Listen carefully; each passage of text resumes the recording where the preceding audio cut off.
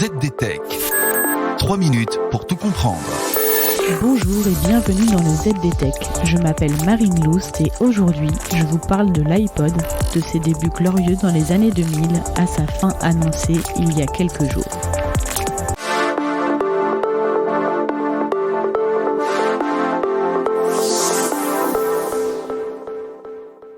We love music. C'est avec ce slogan que Steve Jobs a lancé le premier iPod il y a déjà 21 ans.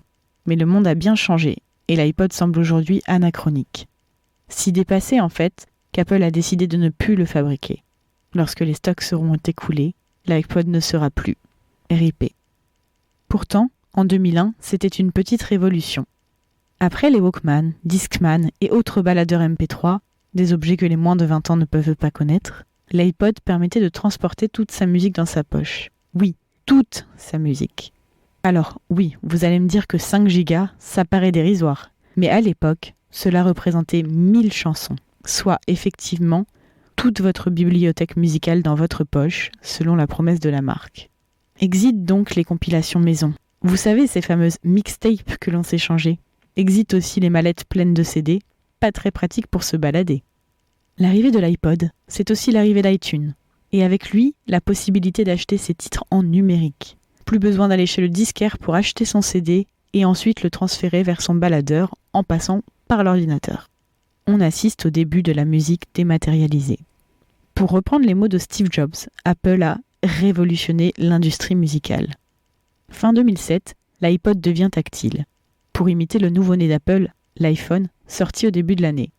En fait, l'iPod Touch devient un iPhone sans téléphone. Pas de carte SIM, donc pas de numéro, pas de réseau cellulaire, mais le même système d'exploitation. Donc, une fois connecté en Wi-Fi, vous avez accès à l'App Store comme sur votre iPhone. Mais ce n'est pas un iPhone. Et c'est peut-être bien ça le problème. Oui, c'est le début de la fin, car l'iPhone démocratise le smartphone. Et bientôt, tout le monde en a un. En même temps, les usages changent et la musique numérique devient omniprésente. Les services de streaming comme Spotify et Deezer dominent le paysage musical. Et ces services, vous y avez accès sur n'importe quel smartphone. Résultat, l'iPod ne trouve plus son public.